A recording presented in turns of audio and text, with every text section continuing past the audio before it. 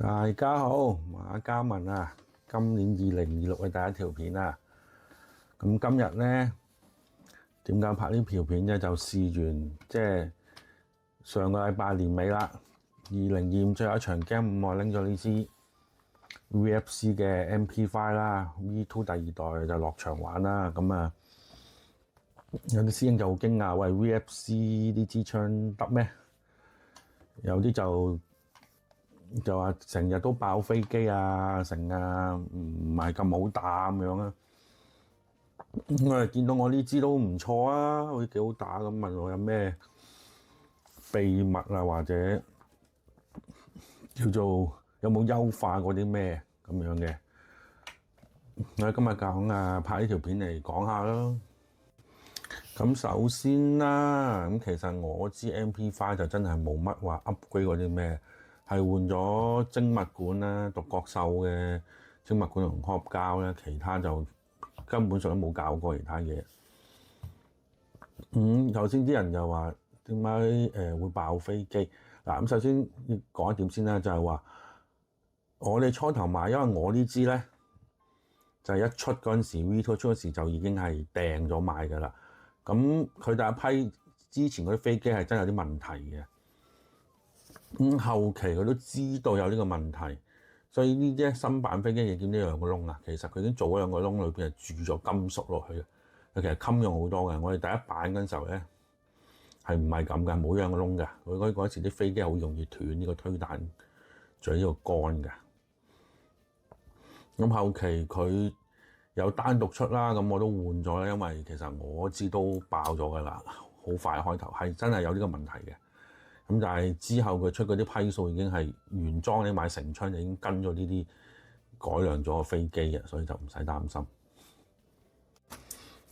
嗱咁樣啦，咁其實好多人成日都話爆飛機啊呢支嘢啊，咁最主要就因為咧，佢呢支槍嘅設計就係，因為佢要模擬真槍咁，其實佢係唔好似 M4 咁有個波落噶嘛，咁只不過真槍都係打到冇彈會自己停嘅啫嘛。呢支為咗要做到咁樣咧，所以其實佢係打到最後一粒彈冇之後咧，其實佢隻飛機就撞落去彈夾個推彈嗰個桿度停嘅。咁所以一定個損耗係會比其他嘅會大啲嘅啦，呢個就冇辦法㗎啦，因為你咁撞停佢。咁點樣喺呢個情況下會令到佢襟啲咧？咁先第一，其實說明書或者官方都有講過嘅，你哋打完最後 lock 咗槍之後，一定換夾，一定要拉後 lock 咗個推cocky 先，你先去換夾。就千祈唔好就咁掹插咁插，因為你嗰陣時飛機推彈桿係頂住隻彈夾推彈嗰度啊嘛。如果你夾硬扯，即係推夾啊扯，咁其實你扯得多，呢條桿都會個損耗都好大，好容易整斷佢。所以一定要習慣，記得要咁做。打完一定要上咗夾先趴翻落嚟。咁呢啲 MP5 操作嘅基本一定要記得啦。咁另外一個會令到飛機襟用啲咧，就係話其實有好多人冇留意，或者根本上冇諗過呢樣嘢會出現。咁我都係發現咗一個問題，就係話佢 MP5 彈夾咧，或者唔係叫 MP5 彈夾，係有某啲牌子啦、某一啲槍款啦，其實咩廠家都有可能發生，因為我哋可能造夾公差問題啦。其實上完彈，即係譬如話佢官方話30粒嘅，上完之後可能有啲會太緊啊，即係上彈頂嗰度緊啊，或者佢因為公差問題可以上多一粒，令到太緊嘅。咩意思咧？嗱，我可以演示一下。嗱，好似嗱呢兩隻啦，咁大家見到冇上完彈之後有乜唔同啊？咁一個喺右邊，一個左邊。其實正常情況就係咁樣嘅，上夠30粒咧，其實就咁樣嘅。咁其實正常大部分嘅牌子嘅蛋夾咧，你上完蛋都好啦，上最後一格都好咧，其實你又仲有少少虛位嘅，可能有半粒蛋虛位嘅。咁其實就係俾你上夾嗰陣時候，你飛機嚟推蛋乾啊嘛，其實就係可以藏喺裏邊，有少少虛位去緩衝嘅。咁但係咧，有時因為公差問題，或者嗰間廠商或者呢款槍做嘅夾咧太 fit 啦，好似呢隻就有啲公差問題，佢其實可以上多一粒。呢隻上唔到嘅，因為變咗佢翼頭完全冇虛位，見到壓落去都冇，咁你變咗你上夾推，咪有機會推爛或者壓爛飛機推蛋乾咯。咁有人問，咁唔係喎？頭先你話打完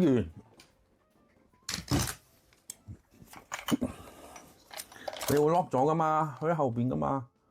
咁點會推爛啊？嗱，咁你要明白有一樣嘢就係話，咁好多時我哋唔係話打到 last 一粒冇晒先換夾噶嘛。譬如我打大半，我又唔想作戰途中突然間冇彈先嚟換啊，咁想話持續個火力，咁啊趁到冇人嘅時候，咪好敵人喺附近嘅時候，我換隻新甲落去。咁你換新甲嘅時候，你冇理由有時因為未打晒噶嘛，你冇理由向後挫咗再吹翻落嚟噶嘛，變咗咪上雙彈咯。咁嗰陣時候，如果你隻彈夾係完全冇虛位嘅，呢啲咁 fit 嘅，咁你一懟落去，咁你諗下，你推彈條桿膠嚟嘅啫喎，會唔會整爛咧？就算一次唔爛，整得幾次都有機會爛啦。咁其實正常你係一隻做得好嘅夾咧，係應該會有少少虛位嘅。嗱，好似MWS 咁啦。嗱，如果你係入門都好啦，嗱，見到有少少虛位。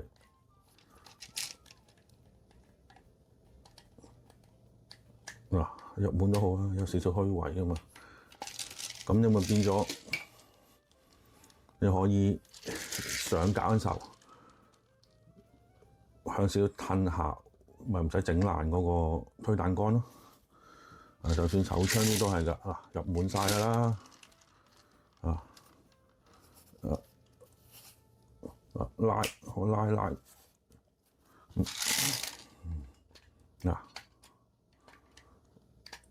你見到有少少虛位。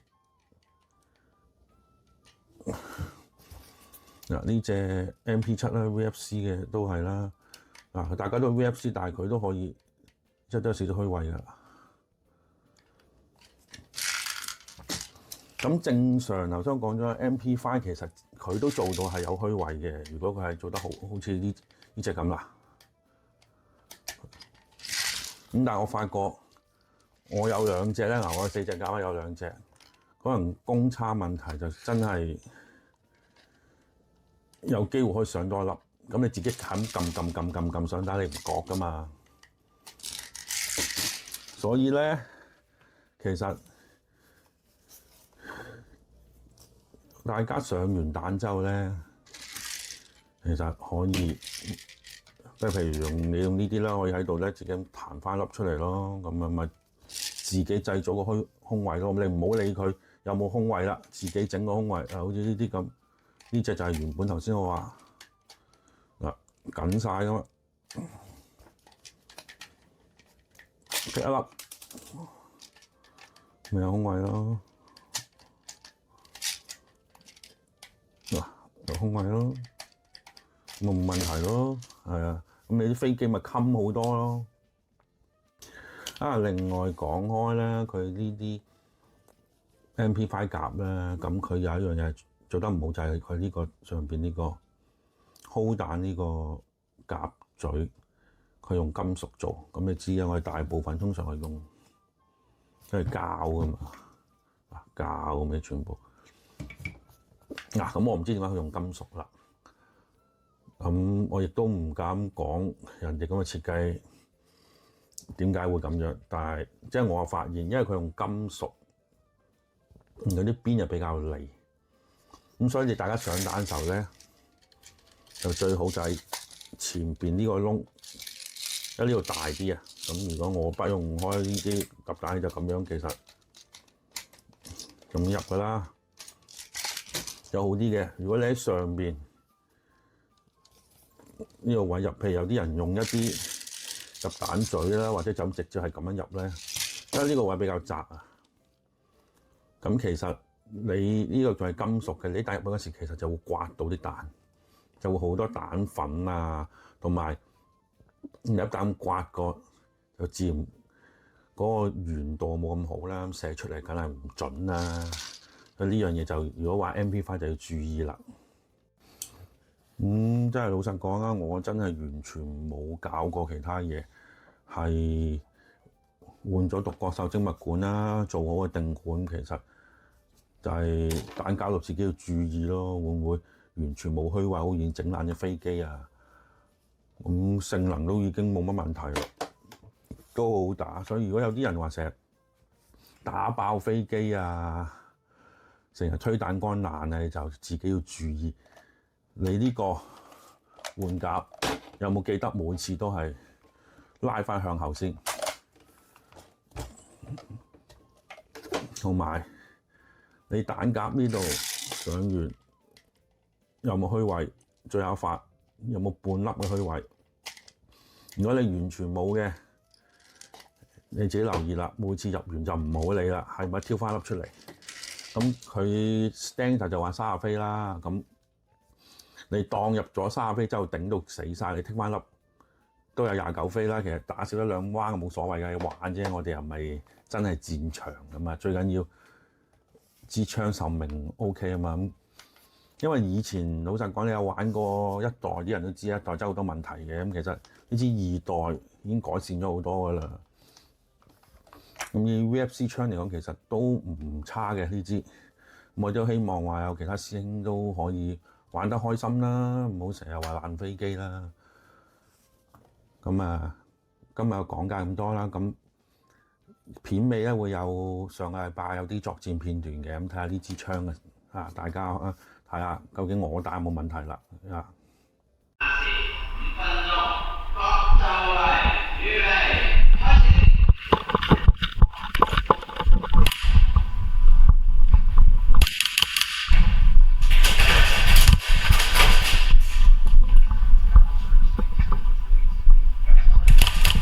中，哎呀，中春袋啫喂！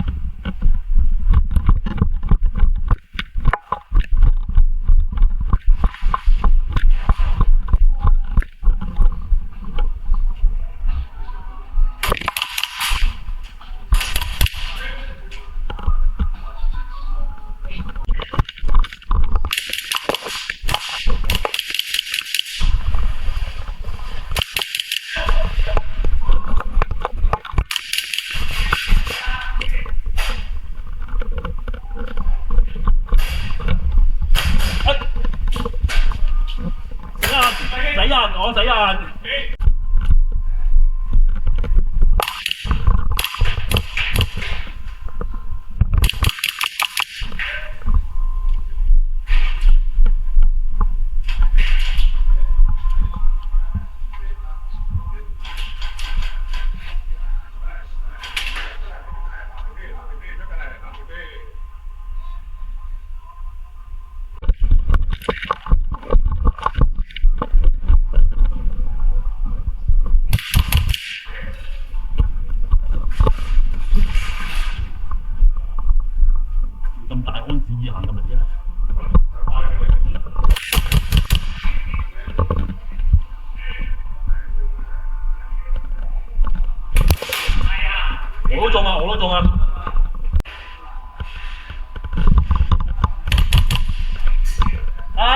中啊！屌，第一嘢蝕咗，見出嚟嗰時開唔切槍，死人啊！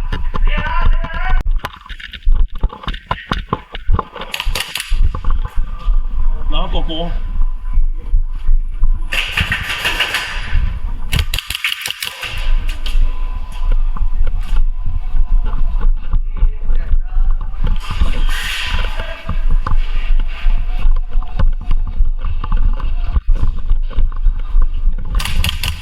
屌，拆撚到，死人！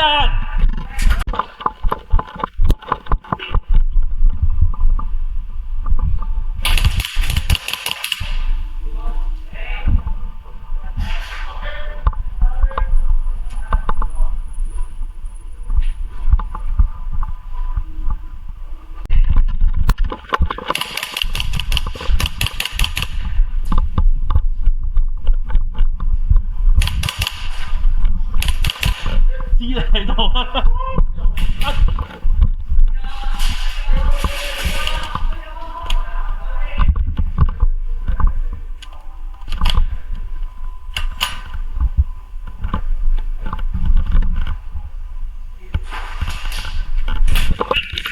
我都識後面。啊冇人啊！我哋後邊。有。哇！屌！